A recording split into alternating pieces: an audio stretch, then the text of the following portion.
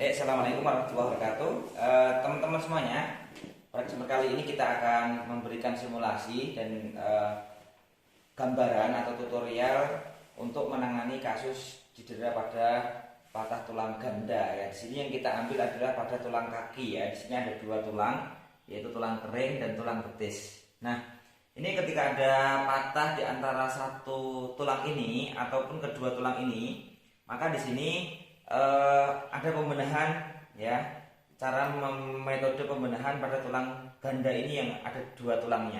Nah, ini kita gambarkan, kita berikan gambaran kepada teman-teman ketika yang patah itu tulang keringnya, jadi tulang yang lebih besar sehingga nanti membutuhkan bidai, ya, bidai seperti ini, bentuk huruf L ini untuk menegakkan telapak kaki supaya nanti betul-betul kondisi kaki ini setelah kita benahi, kita posisikan kepada titik fitrah atau titik normal, itu betul-betul nanti sempurna seperti titik normal awalnya, begitu teman-teman ya.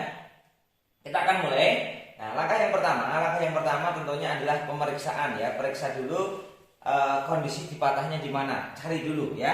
Pertama dengan kita melihat ciri-ciri atau gejala-gejalanya, apakah kaki, ya, berubah bentuk, ada memar, rasa lebih sensasi lebih hangat, kemudian kemerah-merahan, lebam, bahkan di sini kita bisa melakukan wawancara dengan pasien apakah dia bisa menggerakkan kakinya atau tidak.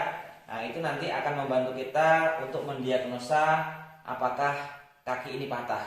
Nah, kemudian berikutnya setelah kita melakukan wawancara kemudian melihat ciri-cirinya, baru kita nanti melakukan tindakan yang lebih lanjut, yaitu dengan cara sentuhan seperti ini, meraba, menyentuh dengan melihat. Nah, ketika menemukan situasi ini ada tulang yang lebih, ya, membenjol ataupun ada kondisi tulang berbentuk yang beda, nah, seperti ini misalnya ada tonjolan, kemudian ada sedikit goyangan pada tulang atau suara gemeretak gitu, ya, krek gitu.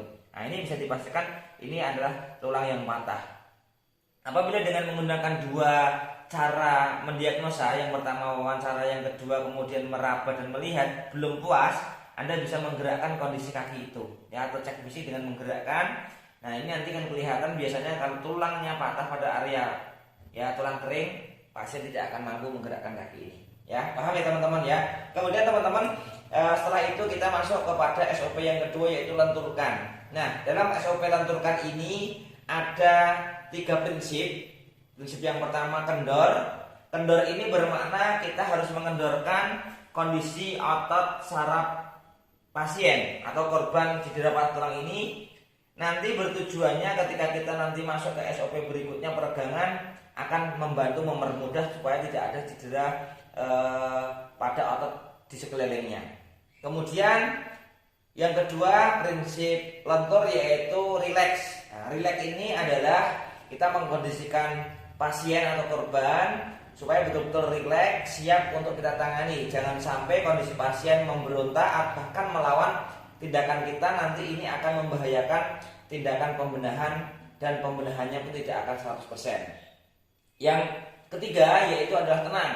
Tenang ini lebih kita butuhkan untuk seorang terapis, seorang pelayan atau pemberi tindakan, ya, karena, ya, dengan tenang itu dia betul-betul bisa fokus, bisa jeli melihat, ya, atau mendiagnosa kejadian patah tulang ini dan bagaimana dalam menangani dengan betul-betul, ya, sempurna kepada titik normalnya. Oke, ya, kita langsung masuk, ya teman-teman. Nah, di sini dianmu untuk pelenturan biasanya kita, ya, selain kita melakukan pemberikan sentuhan, ya, kita punya minyak namanya Yanmol, ya. Yanmol ini memang minyak khusus dianmu untuk, ya, membantu meringankan pembengkakan, kemudian menguraikan pembekuan darah, juga untuk mengendorkan otot-otot yang tegang gitu, ya.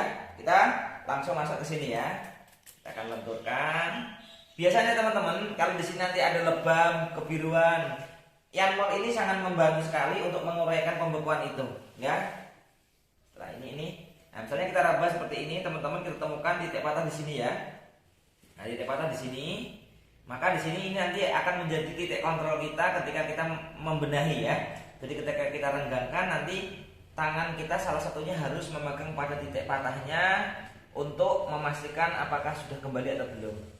Ini kita sudah lenturkan, jadi sudah siap semua barangnya. Kita langsung setelah lenturkan kita masuk kepada SOP berikutnya, yaitu renggangkan ya. Perhatikan ya, ini ketika posisi paruh di sini kita mulai renggangkan seperti ini. Ingat, diposisikan dulu ke posisi fitrah atau posisi normal ya, lurus seperti orang berdiri tegak. Nah, seperti ini, nggak boleh gelewang seperti ini, ya gelewang seperti ini ataupun gelewang sana. Nanti hasilnya pun akan mengikuti ini, gelewang sana ke sini ya. Harus betul-betul simetris seperti ini ya. Nah, tetap ini jadi sini titik patah, kita menjadi titik kontrol. Kemudian cara memegangnya dibantu asisten kita memegang di pangkal sendi ya, pangkal sendi. Jadi bukan di tulang putusnya, tapi di sendi atasnya. Nah, di sendi atasnya ini ya.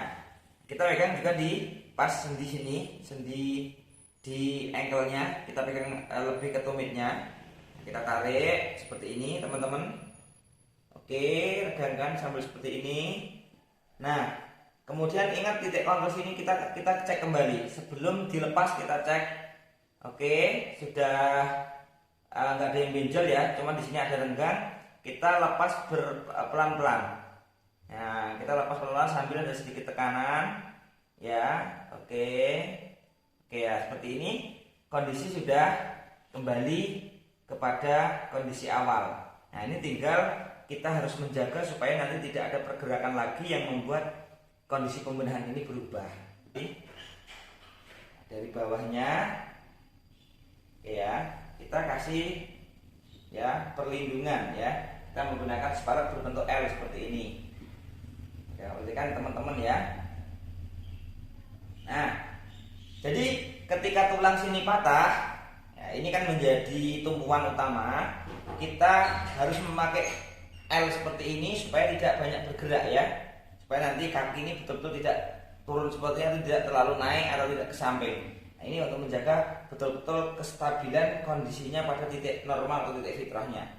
Nah, setelah ini teman-teman kita masuk ya, setelah reposisi ya, tadi kan reposisi sudah atau pembenahan sudah, kita kembalikan tulangnya sudah betul-betul lurus, betul-betul ya, tidak ada benjolan. Nah, ini kita akan masuk kepada SOP yang berikutnya, yaitu perlindungan dengan cara memberikan balut ya atau mengikat.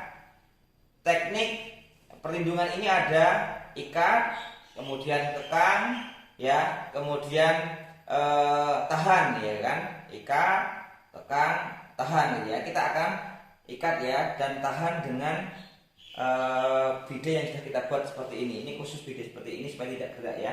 Ingat, cara menalinya harus seperti ini ya, nggak boleh seperti ini. Ini nanti salah. Seperti ini. Kemudian pertama nali kita harus posisi pada kondisi di mana tulang itu yang patah.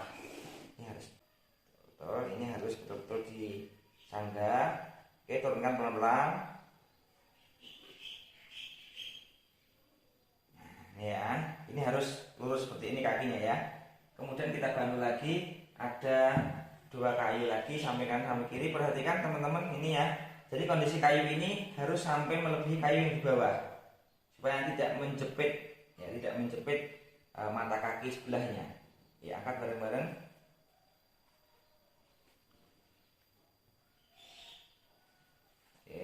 Tekan dulu. Satu lagi. Nah, ini lebih perhatikan sebelah sini biar kelihatan ya. Jadi ingat, letakkan kayu. Nah, di sini sampai di bawah kayu seperti ini. Di bawah kayu seperti ini. Nah, supaya tidak menjepit. Pegang kayunya. Untuk proses penaliannya tidak boleh terlalu kencang dan tidak boleh terlalu kendor.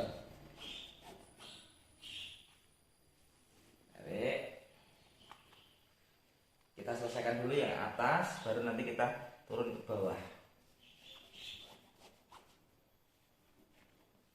Nah, ini teman-teman sudah selesai. Tinggal pegang di bawahnya ya. Sini dinaikkan ke atas. Oke ya, ini ya, dipegang seperti ini kayunya ini. Ingat, ini tinggal nali ke bawah. Nah, prinsip perlindungan ini tidak boleh, cara nali tidak boleh terlalu kencang dan tidak boleh terlalu kendor. Ya, ingat, kalau terlalu kencang itu akan ya membuat pembengkakan lebih besar, kemudian akan akan membuat kondisi pasien tidak nyaman. Bagaimana yang betul? Yaitu tidak boleh terlalu kendor dan tidak boleh terlalu kencang. Seperti ini ya. Oke, seperti ini teman-teman. Nanti ini karena kurang panjang, nanti bisa ditambah lagi, tambah panjang, ditambah panjang lagi ke sini ya. Nanti ke sini supaya ini betul-betul kaki nggak bisa turun.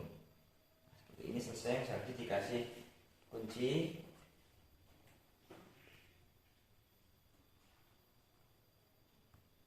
Ini nanti kondisi kaki ya, kalau ini talinya lebih panjang bisa pakai 2 tali di sini, kemudian ditarik ke atas lagi.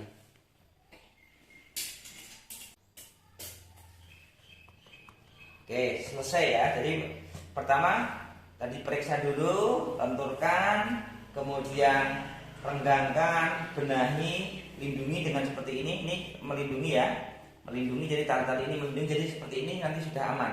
Digoyang-goyang seperti ini kaki sudah aman, karena sudah terlindungi oleh spalak atau bidang yang sudah kita buat ini. Fungsinya perlindungan ini untuk membatasi supaya tulang yang sudah kita benahi tadi tidak bergeser ataupun tidak bergerak.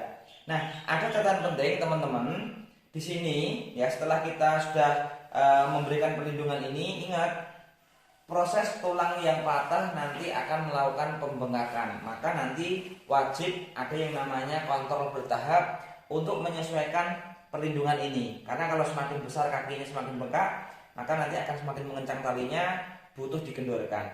Ya, disesuaikan dengan kondisi tulangnya. Kemudian berikutnya lagi ketika sudah mulai menyusut, maka akan mengendor talinya, maka butuh dikencangkan. Nah, setelah itu kita masuk pada tahapan penyempurnaan. Ya, tahap terakhir penyempurnaan. Tahap penyempurnaan ini sebenarnya adalah suatu tahapan untuk mempercepat, menyempurnakan, membersihkan proses penyambungan tulang ini. Ketika di situ nanti ada pembengkakan darah, pembekuan darah, maka bisa disempurnakan dengan pembekuan itu diuraikan. Kalau kita ada namanya yanmol ya, minyak khusus untuk menguraikan pembekuan darah. Kalau misalnya nanti butuh suplai nutrisi, karena ketika 2 fragmen tulang ini putus, maka ujung tulang berikutnya itu tidak mendapat suplaian nutrisi, maka di situ nanti bisa dibantu untuk memaksimalkan pertumbuhan sel baru dengan memberikan input nutrisi baik berupa makanan ataupun input yang lainnya, herbal ataupun obat-obatan. Nah, kemudian setelah selesai bisa nanti kita melakukan rehabilitas. Rehabilitas itu apa? Rehabilitas itu terapi ya setelah kesembuhan tulang itu. Nah, kondisi seperti ini, di sini ada sendi ankle. Sendi ankle yang lama tidak digerakkan itu nanti akan mengalami kekakuan. Maka ketika setiap kontrol, maka nanti sendi kaki sering digerakkan. Itu untuk menjaga supaya nanti tidak ada efek kekakuan pada sendi kaki ketika setelah proses penyembuhan tulang ini. Itu selesai teman-teman. Nanti untuk selanjutnya kita akan memberikan simulasi pada tulang yang lainnya. Terima kasih, mudah-mudahan bermanfaat. Assalamualaikum warahmatullahi wabarakatuh.